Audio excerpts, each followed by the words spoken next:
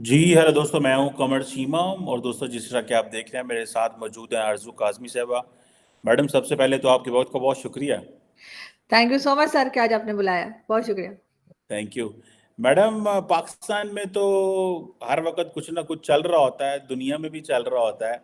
लेकिन कई इवेंट्स थोड़े इंटरेस्टिंग होते हैं। जिस तरह कल रात पाकिस्तान में सुप्रीम कोर्ट ने ये फैसला किया कि साबिक वज़ीर आज़म इमरान खान की जो पार्टी है उनको इंतहाबी निशान बल्ला नहीं मिलेगा, बैट नहीं मिलेगा, बिकॉज उन्होंने इंट्रा पार्टी इलेक्शंस नहीं करवाए।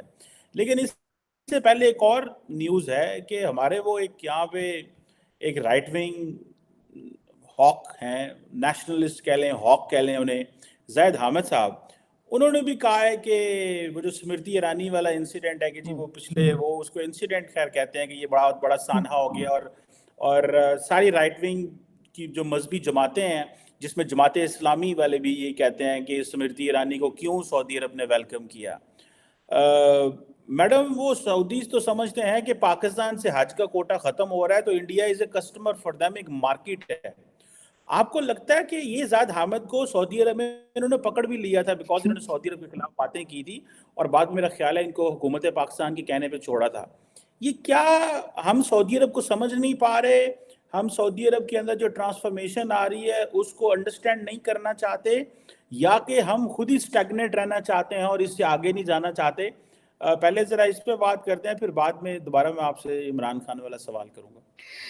बिल्कुल सर, आप जैद आमिर साहब की बात कर रहे हैं। वो अपने आप को खैर डिफेंस एनालिस्ट भी कहते हैं। उनकी कई वीडियोस आती हैं जिसमें वो कहते हैं कि उन्होंने गजवा हिंद भी करना है, और सऊदी अरब में बिल्कुल उनको अरेस्ट किया गया था। और सिर्फ अरेस्ट ही नहीं किया गया था, 200 कोड़े भी पड़े थे।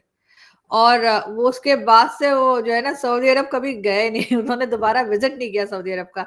बिल्कुल सऊदी अरब बदल रहा है। और एमबीएस जो है उन्होंने कहा भी था कि 5 साल में यूरोप बना देंगे। उसका एक रीजन ये भी है कि वैसे तो खैर वो बात भी ठीक है कि भारत से उनको ज्यादा लोग मिल सकते हैं हज उम्रे के लिए, लेकिन मेरा ख्याल है कि पूरी दुनिया से लोग आते हैं, उसकी टेंशन नहीं है उन्हें। लेकिन बात यह है कि सिर्फ हज उम्रे से तो गुजारा नहीं होगा ना सऊदी अरब का। सुनने में यही आया है कि 10 से 15 साल में जो ऑयल है वो खत्म हो रहा है। और जब ऑयल खत्म हो जाएगा तो फिर सऊदी अरब की जो कमाई है ऑयल से वो तो बंद हो जाएगी। तो उस सूरत में उनको यूरोप की तरह अपने आप को थोड़ा खुला बनाना पड़ेगा। वहां पर यूरोप स्टाइल में जो है टूरिज्म ओपन करनी पड़ेगी। ये जो जैद हामिद साहब जैसे लोग हैं ना, इनकी यही प्रॉब्लम है कि इनके अंदर इतना जहर भरा हुआ है, इतनी नफरत है उनके अंदर। आपने अगर वो उनकी वीडियो देखी हो तो वो जिस तरह से सिख और हिंदू की बात कर रहे हैं, तो सिख और हिंदू तो पाकिस्तान में भी रहते हैं, चले थोड़े रह गए, हमने अक्सर को कलमा पढ़ा ही डाला है, लेकिन ये कि फिर भी रहते हैं और पूरी दुनिया में रहते हैं। उनके बारे में इस कदर गलत जबान उन्होंने इस्तेमाल की है जिसपे मेरा ख्याल है कि उनको शर्म आनी चाहिए। लेकिन अब सऊदी अरब में मुझे तो लगता है कि सऊदी अरब अब ना सिर्फ ये कि इंडिया से डेलीगेशन गया था और आगे भी जाएगा, बल्कि बहुत जल्द हो सकता है कि जैसे कि सऊदी अरब चेंज हो रहा है, तो हो सकता है कि वहां पे मंदिर और गुरुद्वारे भी बनना शुरू हो जाए, चर्च भी बनना शुरू हो जाए। फिर जैद हामिद साहब क्या करेंगे? और अगर जैद हामिद साहब में इतना ही हिम्मत है तो फिर गवर्नमेंट से कहें कि जी एम्बेसडर निकाल दें सऊदी अरब का यहाँ से। क्योंकि इस तरह किया जाता है ना, हमारे आपको याद होगा फ्रेंच एम्बेसडर के साथ भी किया था। लेकिन नहीं, जहां से पैसा आता है वहां तो पाकिस्तान कोई इस तरह का काम नहीं करता। एम्बेसडर निकाल दें, फिर जैद हामिद साहब वहां एम्बेसी के बाहर जाके टायर वायर जला दें, ये भी किया जा सकता है। साथ ही एमबीएस जो है बाइकआउट कर दें, कहे सऊदी अरब से ना हम पैसा लेंगे ना हम सऊदी अरब से बात करेंगे जब तक वो माफी नहीं मांगता ऐसा करने की। लेकिन हमारे यहाँ सर आप जानते हैं दोगले किस्म के लोग रहते हैं, और जैद हामिद साहब इसी तरह की बातों की वजह से फेमस भी हैं। अदरवाइज आपने उनको नहीं देखा होगा कि कभी कोई खास वो कहीं नजर आए हों।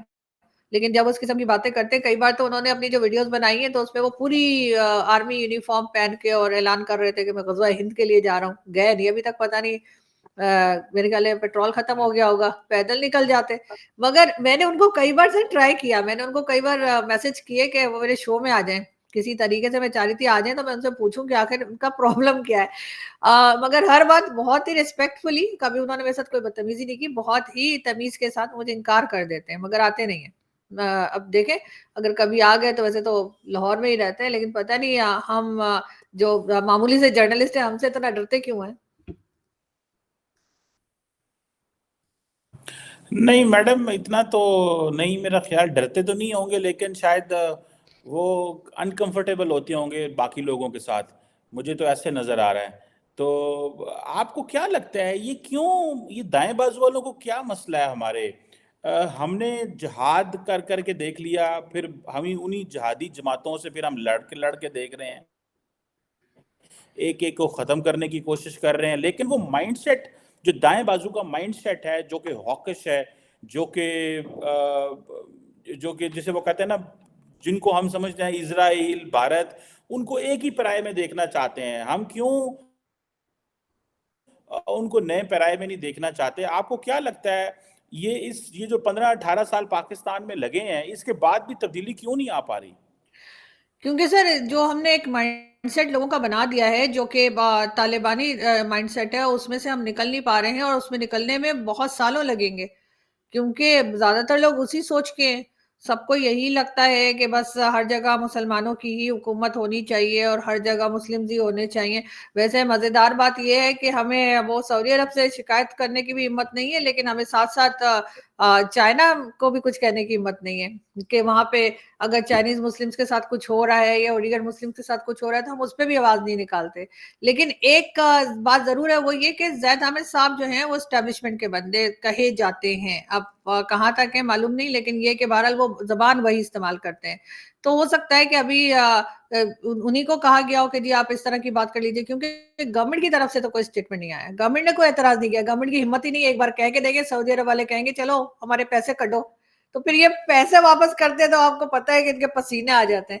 तो फिर ये क्या करेंगे, आइंदा मिलेगा भी नहीं सऊदी अरब से। तो एक ऐसा बंदा उठकर जो है, जो यहाँ पे इस तरह के माइंडसेट के लोग हैं ना, जिनको लगा होगा कि गलत हुआ है, उनकी तसल्ली के लिए कि नहीं जी देखे जी जैद हामिद साहब ने क्या क्या बोल दिया और कितनी कैसी जबान इस्तेमाल की हिंदूज के लिए या सिख के लिए, तो ये बात करके उनको इत्मीनान दिला दिया और खुद कुछ बोले भी नहीं। वो वाली बात है ना, कई दफा आपने देखा होगा लोग जो है ग्रुप बना के किसी के खिलाफ बात करते हैं, एक बंदे को रखते हैं जो बोलता है, बाकी सब बैठे ऐसे देखते रहते हैं ना, या वैसे ही हंसते रहते हैं। उसका उनमें उनका रोल जो है वो इतना नहीं है, वो अपना दिखाते हैं, लेकिन असल में सारा प्लान किया हुआ होता है। तो इसी तरीके से जैद आमिर साहब से कहा होगा कि भाई किसी ने मतलब यहाँ से जो लोग हैं पावरफुल लोग हैं, उन्होंने कहा होगा इस तरह की वीडियो एक बना दो, क्योंकि उनकी प्राइवेट वीडियो है वो, उनके अपने चैनल के लिए। वो उन्होंने बना दी। उन्होंने सऊदी अरब को बुरा भला भी कह दिया, भारत को भी बुरा भला कह दिया, सऊदी अरब को चैलेंज भी कर दिया, तुम्हारे बाप का नहीं है मक्का मदीना, इस तरह करके उन्होंने बोल दिया। ठीक है, और जिन्होंने प्लान किया था वो चुपचाप देख रहे हैं ना, और बाद में वो कहेंगे जी हमारा तो कोई लेना देना नहीं था, हमने तो कुछ कहा ही नहीं। अगर सऊदी अरब कुछ कहेगा तो वो मुकर देंगे, कहेंगे नहीं जी हमने तो कुछ नहीं कहा, हम तो सिर्फ हंस रहे थे। नहीं, पाकिस्तान में मैडम इतने लोग इतना बोलते हैं, सिर्फ ये इन्होंने नहीं बोला, जमात इस्लामी के जो सेनेटर हैं, आपने अगर उनकी स्टेटमेंट, सेनेटर मुश्ताक जो हैं, जो पार्लियामेंटेरियन है इस वक्त, उन्होंने भी ये बोला है। ये कोई वो नहीं है। सो इस मेरा नहीं ख्याल इसका ताल्लुक एस्टैब्लिशमेंट से है या नॉन एस्टैब्लिशमेंट एलिमेंट से है। एस्टैब्लिशमेंट के लोग भी बनते रहते हैं और निकलते रहते हैं। जैसे इमरान हाँ खान साहब थे, एस्टैब्लिशमेंट के बड़े बंदे थे, आजकल वो एस्टैब्लिशमेंट के खिलाफ लड़ाइयां लड़ रहे हैं। सो मेरा नहीं ख्याल एस्टैब्लिशमेंट इस तरह के जो मिसगाइडेड मिसाइल हैं उनको भी वो अपने कंट्रोल में रखती है। ये जारी बात है, लोग निकल जाते हैं हाथों से। ये एक वक्त था शायद ये चाहिए हो, लेकिन आज नहीं, वक्त नहीं चाहिए होती। लोग अपनी ये मगर सर बना पर्टिकुलर चुके हैं ना, सर बना चुके हैं ना, जो लोग इन्होंने क्रिएट कर लिए, जो माइंडसेट इन्होंने क्रिएट कर लिया वो तो बन गया ना। अब उसको खत्म करते करते इनको टाइम लगेगा। और सेनेटर मुश्ताक ने बात की, थोड़ा सा जमात इस्लामी ने कह दिया, लेकिन वो वाला जज्बा कहाँ है जो फ्रेंच एम्बेसडर या फ्रेंच एम्बेसी के टाइम पे था। वो क्या नारे लगते थे, यहाँ पे मेरे घर के सामने जो मार्केट है वहां पर लिख कर लगा दिया था, मतलब मेरे घर के सामने मार्केट क्या पूरे इस्लामाबाद की मार्केट्स में जो जाते जाकर किसी स्टोर में तो वहां लिखा हुआ था कि जी फ्रेंच जो प्रोडक्ट्स थी उनको बैन किया हुआ था, वहां लिख के लगाया हुआ था कि जी ये मत खरीदें। मैं जाके वही खरीद के लाती थी। तो वो इन्होंने जो है अब ये करना था ना, इनको चाहिए था ये क्या है कि सऊदी अरब के साथ हम सारे नाते तोड़ रहे हैं, सऊदी अरब के साथ हम बात नहीं करेंगे, हम पैसा नहीं मांगेंगे, ना देंगे ना कुछ, ना कोई हज उम्रे के लिए इनको फायदा देंगे।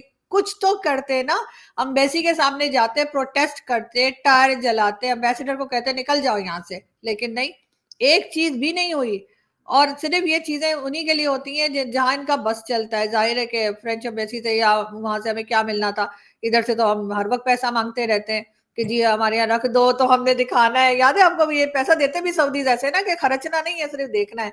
तो इसलिए इनके रवैये में फर्क होता है। अब जाहिर है जो बाकी के माइंडसेट के लोग हैं जो इसी तरह के हैं जिहादी टाइप के, उनको ये कैसे मुतमईन करते, तो इन्होंने कहा चलो जैद हामिद से एक वीडियो करा देते हैं। सेनेटर मुश्ताक से कह दिया थोड़ा सा बोल दो, जमात इस्लामी को तो चाहिए था घोड़े पे सवार होकर निकल जाते सऊदी अरब जाके और मोहम्मद बिन सलमान को जाके पीटते पीटते कॉलर तो पकड़ते, उसको 2-4 झटके तो देते, कुछ नहीं। सारे ऐसे नौटंकी बाज है ना, और मजे की बात यह है कि अब इनकी नौटंकियां चलती नहीं है, सबको पता लग जाता है। बिल्कुल सही कह रहे हैं मैडम। वैसे मेरी जाती राय है कि जो आज के दौर की जो एस्टैब्लिशमेंट है ना, ये बड़ी प्रोग्रेसिव है।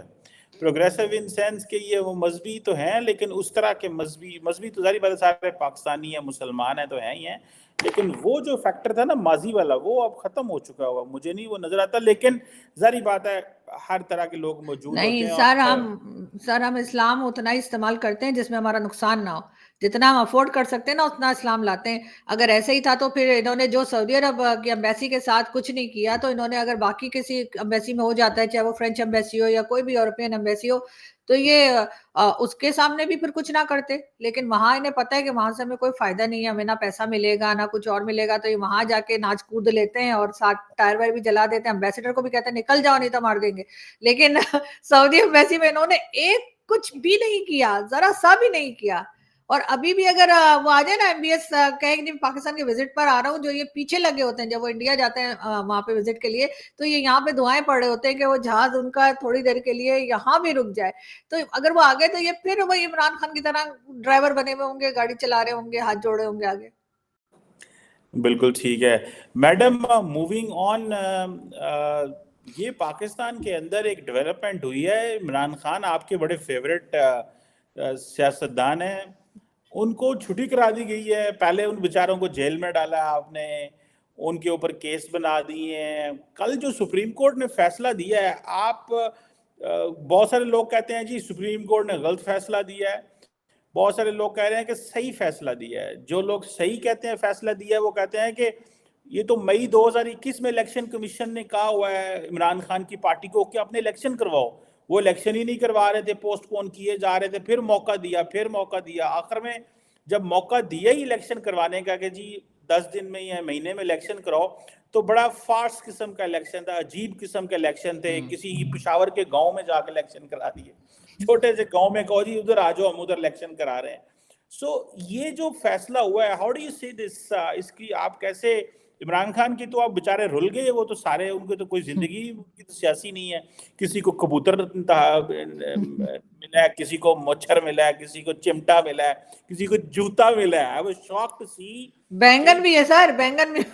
यस, कई पॉलिटिशियन को जूता निशान मिला है। आई वाज लाइक, मतलब क्या कि धाबी निशान नहीं है हमारे पास के, how do you see this? तो मगर वो जूता मैंने नहीं देखा, फौजी बूट तो नहीं है, अगर फौजी बूट मिला है तो फिर वो जीत जाएंगे। वो वो ऑक्सफोर्ड शूज हैं, वो स्कूल जाने सही। वाले। पता नहीं सर, मुझे समझ नहीं आ रही। इमरान खान को चाहिए था इलेक्शन तरीके से करवा देते, ऐसा तो नहीं है कि वो सियासत में नए हैं, पिछले कई सालों से इमरान खान सियासत में है। ये और बात है कि वो प्राइम मिनिस्टर अब बने, मगर वो सियासत को जानते हैं और सब चीजें समझते हुए भी उन्होंने ये किया। और जब इंसान मुश्किल में होता है उस वक्त तो और भी ज्यादा लोग एक एक चीज को नोट कर रहे होते हैं कि जरा सी गलती हो तो हम उसको उछालें। तो इमरान खान से जाहिर गलती हुई, उन्होंने इलेक्शन नहीं करवाया। और अब यही है कि लेकिन जो लोग यहाँ पर इस्टेब्लिशमेंट है वो भी कुछ घबराई हुई है, क्योंकि इमरान खान को बाहर आने देना चाहिए इलेक्शन से पहले, इलेक्शन हो जाए। आज भी मैं कहीं कह रही थी कि बिलावल भुट्टो की जो बार बार तकरीरें आ रही हैं डिफरेंट सिटीज में जाकर, वो अपनी इलेक्शन कैंपेन जो कर रहे हैं, उसमें वो बार बार कह रहे हैं कि जी नवाज शरीफ को चौथी बार लाया जा रहा है, जो कि बहुत गलत है। नवाज शरीफ को चौथी बार प्राइम मिनिस्टर नहीं बनाना चाहिए। बिलावल भुट्टो जरदारी जो पहले फॉरेन मिनिस्टर भी रह चुके हैं, वो बार बार ये कह कह कर, इसका मतलब है सारी दुनिया को ये बता रहे हैं कि पाकिस्तान में इलेक्शन कैसे होता है और पाकिस्तान में इलेक्शन की क्या इंपॉर्टेंस है। क्योंकि ये बात तो मैंने कई बार अपने वीडियोस में और शोज में कही है कि यहाँ पे तो लाने वाले और ले जाने वाले कोई और है। यहाँ पे लोगों के वोट से कोई फर्क नहीं पड़ता। और बिलावल भुट्टो जरदारी हर रोज, आज भी उन्होंने ये बात की, आप चेक किएगा उनकी आज की तकरीर में भी वो बार बार कह रहे हैं कि जो चौथी बार लाया जा रहा है नवाज शरीफ को, वो गलत है और इन्हें जो है मुझे लाना चाहिए। तो वो किसको कह रहे हैं? ऑफ कोर्स वो पब्लिक को नहीं कह रहे, पब्लिक नहीं ला रही, ये ला रहे हैं भाई लोग। तो ये वो उसी तरफ इशारा कर रहे हैं बिलावल भुट्टो जरदारी। और इसका साफ मतलब यही है कि इमरान खान बाहर हो जेल से या इमरान खान जेल के अंदर हो, इमरान खान अगर उन्होंने सोच लिया है स्टैब्लिशमेंट ने कि उनको नहीं लाना तो वो नहीं आ सकेंगे, लेकिन हाँ हंगामा जरूर करवा सकेंगे। कुछ लोग हो सकता है बाहर आ जाए, रोड पर आ जाए कोई इस किस्म की चीज से बचने के लिए। मगर ये भी है कि दे देना चाहिए था उनको, बैट का निशान, बल्ले का निशान उनको मिल जाना चाहिए था, लेकिन पता नहीं इतनी क्या घबराहट है। लेकिन कहीं ना कहीं इमरान खान ने भी मौका दिया ना, अगर वो इलेक्शन सही से करवा लेते तो इनको मौका ना मिलता। तो मेरे ख्याल है इस जगह शायद इमरान खान को थोड़ा लोगों ने मिसगाइड किया, इस वजह से उनकी हालत हुई है। हम्म। नहीं, और दूसरा ये है ना, फिर ये भी तो मैडम एक बात माने ना, कि जब इस्टेब्लिशमेंट आपके साथ होती है तो फिर आप ना कानून की परवाह करते हैं, ना इलेक्शन कमीशन की परवाह करते हैं, ना आप सुप्रीम कोर्ट की परवाह करते हैं। तो इमरान खान के साथ उस वक्त इस्टेब्लिशमेंट थी तो वो उनका दिमाग फिरा हुआ था। आज नहीं है, तो आज वो जारी बात है दर बदर इंसाफ के लिए ढूंढ रहे हैं। ये सियासतदानों को ये कब अक्ल आएगी, या कि आप समझती हैं कि ये इनको अक्ल नहीं आने वाली? 2018 में वो नवाज शरीफ रो रहे थे, 2023 में ये रो रहे हैं। सर देखें, जिस वक्त किसी के साथ बुरा होता है ना, तो उस वक्त दूसरे को उसके साथ खड़ा होना चाहिए, इसलिए कि वो चीज उसके ऊपर भी आ सकती है। नवाज शरीफ साहब के साथ जब हो रहा था तो इमरान खान ने साथ नहीं दिया था, इमरान खान उस चीज का हिस्सा बने थे कि हाँ इमरान खान वो नवाज शरीफ को जो है निकाल देना चाहिए, नवाज शरीफ की गवर्नमेंट गिरा देनी चाहिए, और गो नवाज गो के नारे लगाए थे इमरान खान ने। उस वक्त इमरान खान ने नहीं सोचा कि कल को यही चीज जो है ये मुड़ के मेरी तरफ भी आ सकती है। और यही हाल इस वक्त नवाज शरीफ कर रहे हैं। नवाज शरीफ को चाहिए कि अब अगर उन्हें लाया ही जा रहा है तो इस वक्त वो इमरान खान का साथ दें और कहें कि इमरान खान के साथ गलत हो रहा है। ठीक है, जो कुछ किया उसकी जो सजा है वो देनी है वो दें, जो भी करना है जो कानून के हिसाब से। लेकिन किसी लीडर को आपने ऐसे अंदर बंद कर दिया, इतने टाइम से आप उसे बाहर ही नहीं निकाल रहे, आप उसको लोगों को सुनने ही नहीं दे रहे, ना लोग उसकी बात सुन पा रहे ना वो लोगों की बात सुन पा रहे हैं, मतलब अजीब तमाशा लगा के रखा हुआ है। तो ये चीज तो म्यूजिकल चेयर चलती है पाकिस्तान में। आज इमरान खान की बारी है, कल हो सकता है फिर नवाज शरीफ साहब की बारी हो जाए, फिर नवाज शरीफ साहब अंदर हो। तो हमारे यहाँ ये बड़ा प्रॉब्लम है ना कि हमारे जो पॉलिटिशियन है ना ये एक दूसरे का साथ नहीं देते। हमारी जो अपोजिशन भी होती है, बजाय इसके कि वो गवर्नमेंट के साथ मिलकर कंट्री के लिए काम करें, वो लेग पुलिंग करते रहते हैं बैठ के कि ये गलत हो गया वो गलत हो गया। हालांकि होना तो ये चाहिए कि अपोजिशन होने के बावजूद भी कंट्री के लिए सोचना चाहिए और कंट्री के लिए काम करना चाहिए, लेकिन लोग ऐसा करते नहीं है। अब आप देखें, हाफिज सईद को 31 ईयर्स की जेल की है, ठीक है, वो घर में हाउस अरेस्ट है। इमरान खान को भी आप हाउस अरेस्ट कर देते, प्राइम मिनिस्टर है ना। मतलब प्राइम मिनिस्टर की इतनी इज्जत भी नहीं है जितनी एक टेररिस्ट की इज्जत है पाकिस्तान में, कि उसको जिसको सारी दुनिया टेररिस्ट मानती है, जिसको यूनाइटेड नेशन ने जो है वो टेररिस्ट जो कहा हुआ है, उसको आपने हाउस अरेस्ट किया हुआ है कि आराम से बैठ के सिटिंग रूम में बैठा है, कभी अपने किचन में खड़ा है। लेकिन जो प्राइम मिनिस्टर रह चुका आदमी उसको आपने जेल में डाला हुआ है और आप बाहर निकलने को तैयार नहीं है। एक के बाद एक केसेस बनते चले जा रहे हैं, और पाकिस्तान में केसेस कैसे बनते हैं आपको पता है, और खत्म कैसे होते हैं वो उसकी मिसाल नवाज शरीफ साहब है। ऐसे उनके केसेस खत्म हुए हैं कि वो खुद भी हैरान हो रहे होंगे कि बिल्कुल हर चीज से एकदम क्लीन निकल आए। तो जब यही करना है आपने तो भाई इतना किसी की इंसल्ट करने की क्या जरूरत है। कल को कोई हैरत नहीं होगी अगर कुछ दिन के बाद फिर नवाज शरीफ को हटा के फिर इमरान खान को ले आएंगे, पता लगेगा कुछ भी नहीं हुआ था। लेकिन हमारे पॉलिटिशियंस भी तो ऐसे ना, ये भी मान जाते हैं। इनको भी कहना चाहिए कि भाई नहीं, आपने पहले 3 बार मुझे इतना जलील करके निकाला, मैं अब नहीं आऊंगा। लेकिन ये आ जाते हैं, चौथी बारी के लिए भी आ जाते हैं। उधर से बिलावल भुट्टो जरदारी चिल्ला चिल्ला के थक गए कि जी चौथी बार इनको मत लाएं। इसका मतलब है कि चौथी बार इनको लाया जा रहा है, फोर्थ टाइम फिर नवाज शरीफ साहब प्राइम मिनिस्टर बन रहे हैं। और जाहिर है अभी इलेक्शन भी नहीं हुआ, वोट भी नहीं पड़ा, फिर भी बिलावल भुट्टो को पता है, सारी दुनिया को पता है कि नवाज शरीफ साहब आ रहे हैं, तो फिर इलेक्शन किस बात के। पैसे बचाएं और अपने मतलब कुछ और अपने बंगले शंगले बना लें, बजाय इसके कि पब्लिक का पैसा जाया करेंगे, पब्लिक का टाइम जाया करेंगे कि जाके वोट डालें, और उसके बाद होना वही है यहाँ पे जो उन्होंने सोच के रखा होता है एस्टेब्लिशमेंट ने, या जो डीप स्टेट कहलाती है। तो तो जब मैडम यही ये करना क्यों है। सियासतदान इकट्ठे क्यों नहीं हो जाते? इनको किसने मना किया हुआ है? ये तो अगर देखे ना, यही बात है, अगर ये इतने ही इस्टेब्लिशमेंट तीन धड़े इकट्ठे होते हैं, एक खिलाफ होता है, फिर तीन होते हैं, एक होता है, तो ये इकट्ठे क्यों नहीं हो जाते सियासतदान? आपको क्या लगता है, इनके अंदर कैलिबर नहीं है, कैपेसिटी नहीं है, डरते हैं, विजन नहीं है, सेल्फिश हैं, क्या है? सेल्फिश है सर, एक तो सेल्फिश भी हैं, दूसरा ये कि मिलके चलना इनको आता ही नहीं है। ये एक दूसरे को गिरा कर ही चलना इन्होंने सीखा है कि अगर मैं किसी की बेइज्जती कर दूंगा, मैं किसी को गिरा दूंगा तो शायद मैं चल जाऊंगा। ये वाली पॉलिसी जो है ना, ये पॉलिटिशियंस की भी है, ये आम पब्लिक की भी है। मतलब पाकिस्तान में भी है और जगह पर भी होती है। ये लोग कभी मिलकर चलते ही नहीं है कि भाई एक दूसरे का सहारा बने, अगर उसके साथ गलत हो रहा है तो खड़े हो, किसी के साथ उसका साथ दें। ये चीज हमारे यहाँ ही नहीं, वरना जिस वक्त नवाज शरीफ साहब के साथ गलत हो रहा था, इमरान खान को खड़ा होना चाहिए था, लेकिन नहीं, इमरान खान नहीं हुआ, वही नवाज शरीफ कर रहे हैं। बल्कि अगर आपको याद होगा, जिस वक्त अब ये बड़े बिलावल भुट्टो ने बीच में पीपल्स पार्टी और पीएमएलएन मिल गई थी, मगर हमें वो भी याद रखना चाहिए कि किस तरह से पीपल्स पार्टी के टाइम पे नवाज शरीफ साहब ने उनके खिलाफ क्या कुछ नहीं किया था, बेनजीर भुट्टो के खिलाफ। वो भी सबको हिस्ट्री का हिस्सा है। मगर बात सारी यही है कि ये सबके सब एक तो सेल्फिश है और दूसरे एक नंबर के बेवकूफ है। अगर इनमें थोड़ी सी भी अक्ल होती ना तो ये आपस में मिलकर चलते, और जो लोग इस वक्त मुल्क के ऊपर जिन्होंने असल में कब्जा कर रखा है, उनको उनकी ड्यूटी याद दिलाते कि आपकी ड्यूटी सिर्फ सरहद तक है, आपने सिर्फ जो है वो हमें हमारी कहना चाहिए सिक्योरिटी का काम करना है और कुछ नहीं। लेकिन ये ऐसा नहीं करते। इस वक्त जो आपके केयर टेकर प्राइम मिनिस्टर है काकड़ साहब, उन्होंने तो नया लॉ लेकर आ गए कि जी जो हाजिर सर्विस फौजी हैं उनको भी जो है वो सिविलियन इदारों में लगाया जा सकता है, बजाय इन लोगों को बाहर निकाल के इनकी ड्यूटी बताने के। जो बांग्लादेश ने बड़ा अच्छा किया है कि जो मुल्ला है उसको मुल्ला को बताया आपकी कहाँ पे आपने रहना है, और इसी तरह फौज को बताया कि कहाँ रहना है। लेकिन हमारे हर हर शोबे में हमने फौज को घुसा रखा है। तो फिर यही होगा, जब आप इतना सर पे चढ़ा लेंगे तो सर से उतारना मुश्किल होगा। और ये भाग भाग के ये जाते भी नहीं के पास है। इस वक्त बिलावल भुट्टो जो गला फड़ फड़ के चिल्ला रहे हैं कि जी नवाज शरीफ को मत लाइए, चौथी बार मुझे लाइए, वो किसको कह रहे हैं? आपको या मुझे तो नहीं कह रहे, या पब्लिक को तो नहीं कह रहे। वो यकीनन उन लोगों को कह रहे हैं ना जो गवर्नमेंट बनाते और गिराते हैं। अब ये बात तो बच्चे, स्कूल के बच्चों को भी पता लग गई है कि पाकिस्तान में क्या होता है। और इसमें सोशल मीडिया का बहुत हाथ है, इसमें इमरान खान का भी बड़ा हाथ है कि इमरान खान ने सोशल मीडिया को जिस तरह से इस्तेमाल किया, किसी और पॉलिटिकल पार्टी को उस तरीके से इस्तेमाल करना नहीं आया। अब हाल ये है कि सड़क पे चलता हुआ आदमी जो है उससे भी अगर आप पूछें कि पाकिस्तान की हालत किसने की है, तो वो सबके नामों में इन लोगों का नाम भी लेता है कि इन्होंने भी किया है। इसीलिए हम लोगों को रोक भी नहीं पाते, बोलने से भी नहीं रोक पाते। कितनों को मारेंगे?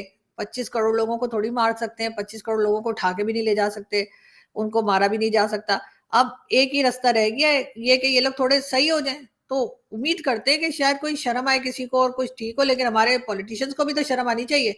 ये बार बार इन लोगों को आवाजें देते हैं, मतलब अपने कंपेन कर रहे हैं या अपनी तकरीरें कर रहे हैं, अपने जो पॉलिटिकल रैलीज कर रहे हैं उसमें भी ये चिल्ला चिल्ला कर इन लोगों को कह रहे हैं कि जी मुझे ले आओ, नवाज शरीफ को मत ले आओ। अजीब, मतलब हमारे यहाँ जो है ना वो पॉलिटिशियन भी हमें अजीब ही मिले। मैं तो कह रही हूँ डॉक्टर जयशंकर को ले आए 2 साल के लिए किसी तरीके से घेर घार के, हो सकता है कुछ ठीक हो जाए। वैसे मैं उनकी बहुत बड़ी फैन नहीं नहीं, उनको नहीं, उनको अपने मुल्क ही रहने दें मैडम, वो इंडियन है, पाकिस्तानी नहीं है। आपको पता होना चाहिए पाकिस्तान में वजीर आजम बनने के लिए पाकिस्तानी सिटीजन होना पड़ता है, इंडियन सिटीजन नहीं बन सकता। आप जो है वो उनको उधर ही रहने दें जिधर है, मिक्स ना करें उनको, ठीक है। सर वो thank you very Zardari much. साहब ने कहा था ना कि कोई कुरान या हदीस थोड़ी है जिसे चेंज नहीं किया जा सकता। तो हमारे यहाँ जो कॉन्स्टिट्यूशन लिखा हुआ है उसको वैसे कौन सा फॉलो किया जाता है। नहीं, खैर मैं वैसे कह रही थी कि उनसे थोड़ा सीख लें, चले यहाँ पे लोग सीख ही लें कि कैसे कैसे काम किया जाता है, वो भी बेहतर होगा। मैडम आता है इनको, सब कुछ है, करना नहीं चाहते। ये नहीं है कि वो करना नहीं चाहता है, इनको आता नहीं है, सब पता है क्या है, कानून का भी पता है, किताब का भी पता है, कॉन्स्टिट्यूशन का भी पता है, अपनी शॉर्ट कमिंग्स का भी पता है, पढ़े लिखे भी हैं, सारा कुछ है, करना नहीं चाहते। एनी हाउ मैडम, ये एक आई विश कि ये ऐसा ना हो, और पाकिस्तान की जमहूरियत और पाकिस्तान के जो आइन है उसकी रिस्पेक्ट हो, और लोगों के वोट की कदर हो, और सियासतदान सबसे पहले वोट की कदर करें और अपने अंदर जमहूरियत लेके आएं। सिर्फ ये नहीं है कि जी हमें कहेंगे जी हमें वोट डाल के आपको लेके आएं, अपने अंदर भी जमहूरियत पैदा करें, ताकि हमें फिर ये ज़्यादा अच्छा लगेंगे। Anyhow, thank you very much Arzoo Kazmi साहबा, इट्स प्लेजर शुक्रिया sir. Talking to you. Thank you sir.